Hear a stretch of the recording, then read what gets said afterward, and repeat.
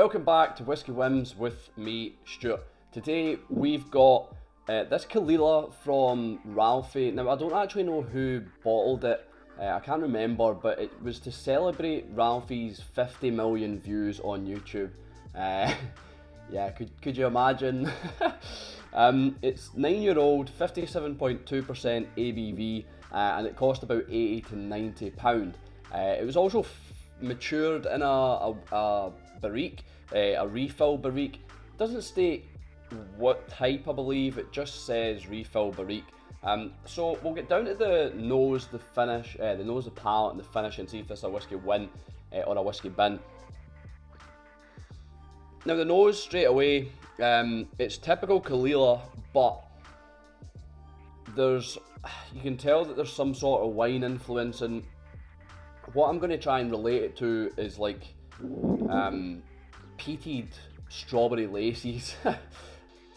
That's all I can think of.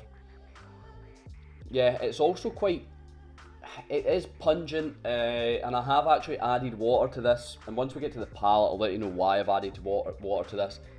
Also should have said this was a split, so there's also a real kind of greasy smell to it, and when I say greasy I mean like a fry up, like bacon in a frying pan just with loads of oil, maybe too much oil, just cooking and splurting away, and then yeah, you've kind of served the bacon not so crispy, maybe the fat's still a bit chewy, but yeah, that's what that's reminding me of. Yeah, definitely bacon and definitely a lot of oil. There's also a bit of lemons there that just brings a bit of freshness around to it as well after the kind of greasiness of it.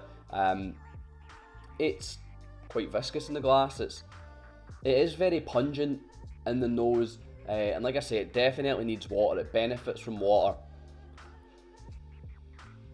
Maybe something candied there as well, but I can't quite pinpoint what that would be. But yeah, we'll get down to the palate, see what the palate's like.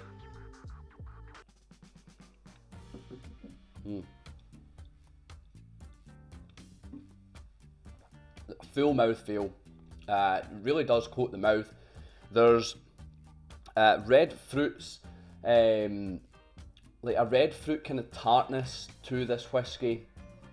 There's also, so I was kind of saying like why I've added water to it. When I first drunk this without the water, and I've had maybe half of this, this sample here is about 100 ml. So I have had about a half of it, but yeah, when I first drunk it, it was quite like paint stripper, like white spirit, but once I added the water, it really opened it up, and it's developed and made it better. So now every time that I have this, I have it with water. There's definitely a smokiness to the whiskey. There's peat there as well. The peat's very evident, and I think there's like charred wood or charred something. I'm going to go with, because I said in the nose, bacon. This time, like, we've maybe cooked our bacon in the frying pan for a little bit longer. I like my bacon whenever I'm having it to have, like, if there is fat in it, to have like crispy fat. I like mine almost charred, so I'm going to go with that. Like, you've cooked bacon, we usually do it in the grill, but it's still got the oil there in the mouthfeel, because it's very oily in the mouthfeel, and it really coats it. But I want to say, like, yeah, fried bacon flavour in the taste, but it's crispy, so there's a bit of charring, it's a bit burnt, and yeah, you're getting that oil there that's just making your mouth kind of grimy, if that's the right word. Oily, greasy.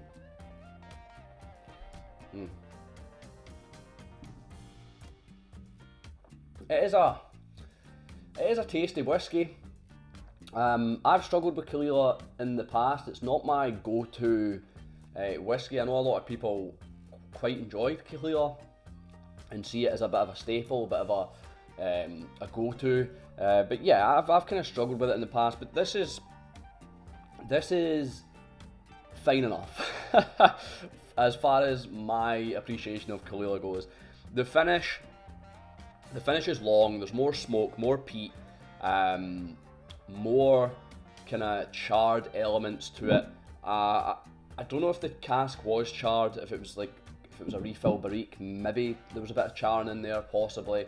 But there's also, at the end of the finish, I want to say there's something like, there's obviously coastal elements there as well, like kind of a little bit of saline, a little bit of seaside saltiness, but there's a real like kind of winey element. Is it winey or right? Like tannins, and I'm not sure if it's from the barrique itself or just from the oak, like what the barrique held, like what spirit it held previously, possibly red wine, but there is a kind of tannin element to this, and also right at the end of the finish, as I've spoke and tapered off into a little bit of a tangent, there's buttered popcorn just towards the end. It's like a little bit nutty as well, just at the end, maybe tying into the barriques and the oak, possibly. I know red wine can have a bit of a nuttiness to it, but yeah, there's buttered popcorn, which is quite fantastic, and then the nuttiness to it and the finish is actually quite a pleasant finish, a pleasant end to the experience. So we'll get down the rating, and if you're new here, how I rate my whiskies on 3 factors. Would I buy it again? Do I think it's worth it? And would I recommend it? So, would I buy it again? No, I wouldn't. It's enjoyable enough. It's just I do struggle with Caol Ila. I don't know why, because I like peated whiskies at times. I need to be in the mood for it, obviously, but for some reason Caol Ila is just a difficult one for me. But I wouldn't buy this again purely because I've tried it and I'm fine with that. I don't need another bottle. I don't need to try it again. Do I think it's worth it at £80 to £90?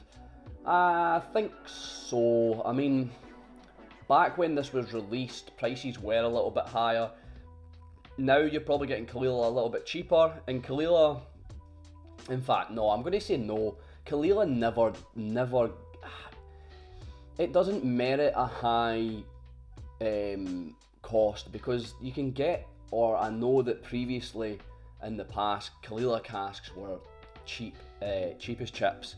They were selling for absolutely like pennies, £300, £400, anyhow.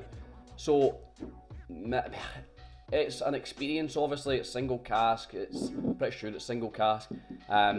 You're also getting like to support Ralfy, so there's maybe that added cost. I don't know if maybe some of it went to charity, because I know a lot of his bottles do have a little bit of the percentage going to charity.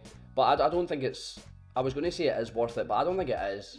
Being honest with myself and reflecting on like what Caol Ila actually costs or used to cost, and when this was bought, it was probably relatively cheap. So I don't know. I think it's maybe a bit high on the price. I would have said £50 to £60 would be cool, bueno. But 80 to 90, just a little bit too high. Would I recommend it? Yeah, definitely would recommend it. I don't think it's a bad whiskey. Like I said, I kind of struggle with Caol Ila, but this is a really good example of Caol Ila. I know earlier I said it was just fine. It is just fine for someone who's not that big into Caol Ila, but it does show what a different maturation can do, and then improve it slightly, elevate it for me. But yeah, I've enjoyed my experience of it so far, and I'm enjoying what I've had. So I would recommend it, and I think if you're a Caol Ila fan, you'll probably love it. So on this occasion, it's only 1 out of 3 because I wouldn't buy it again. I don't think it's worth it. Now, that's not to say it's a bad whiskey, but it is a whiskey bin. So I hope you've enjoyed the review. I've been Stuart, this has been Whisky Wins. I'll see you later.